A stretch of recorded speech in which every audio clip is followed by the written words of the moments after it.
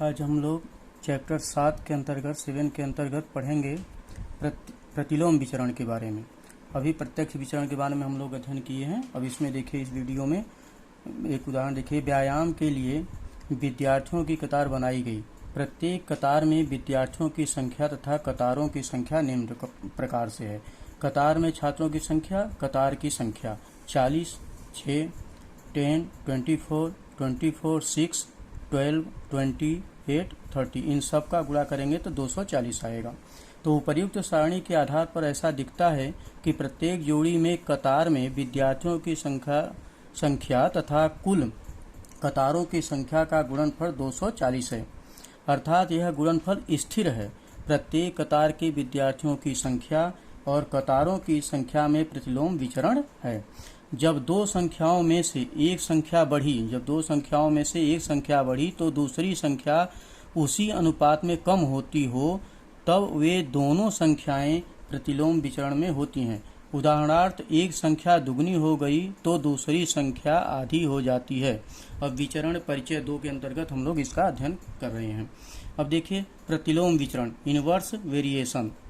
संख्या x और y प्रतिलोम अनुपात में है। यही कथन x और y प्रतिलोम विचरण में है, ऐसा लिखते हैं।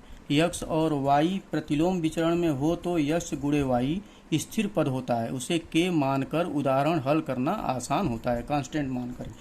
x और y में प्रतिलोम विचरण है, इसे x अल्फा 1/y ऐसा दर्शाते हैं।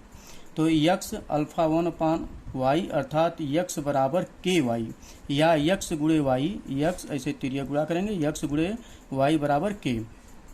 यह विचरण का समीकरण है और k विचरण का अचरांक है, और यह समीकरण है। अब हल किए गए उदाहरण देखना है हमको। उदाहरण पहला देखिए, यदि a b से प्रतिलोम विचरण में हो तो निम्नलिखित सारणी पूर्ण कीजिए। a का मान है 6, 12, 15 और यहाँ खाली है, यहाँ भरना है। b का मान है 20, यहाँ खाली है, यहाँ खाली जगह है, यहाँ 4 है। और a गुणे b है 120, यहाँ 120 है, यहाँ भी 120 आएगा, यहाँ भी 120 आएगा, उसको भरना है। तो पहला देखिए, a अल्फा 1/b अर्थात a गुणे b बराबर k कांस्टेंट। तो a बराबर 6 है और b बराबर 20 है, तो यहाँ पर k बराबर क्या आ जाएगा, k बराबर a गुणे b, तो b 6 गुणे 20 बराबर 120। ये 120 आपका आ गया विचरण का अचरांक। इसके आगे देखिए, दूसरा देखिए, a बराबर 12 तब b का मान निकालना है। तो a गुणे b बराबर 120, k का मान आया है, तो 12 गुणे b बराबर 120, b बराबर 120 में 12 से भाग दे दिए तो आ गया 10। तीसरा सवाल देखिए, a बराबर 15 है तब b का मान निकालना है। तो a गुणे b बराबर कितना हो गया, 120 है जो k का मान आया हुआ है। तो 15 गुणे b का मान निकालना है, तो बराबर 120 हो गया, और 120 में 15 से भाग दे दिए तो b का मान आ गया 8। इसी प्रकार से चौथा देखिए, b बराबर 4 है तब a का मान निकालना है। तो a गुणे b बराबर 120 है, तो a गुणे 4 बराबर 120 हो गया, और a का मान निकालने के लिए 120 में 4 से भाग दे दिए तो 30 आ गया। अब इधर पीछे इसको हम लोग भर देते हैं। ये देखिए,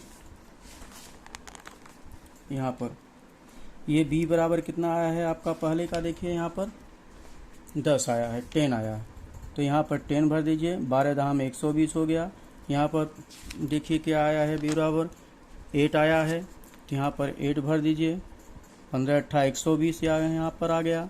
और फिर देखिए b बराबर कितना आया है, 30 आया है, तो यहाँ पर 30 आ गया। 30 में 4 का गुणा करेंगे 120 हो गया।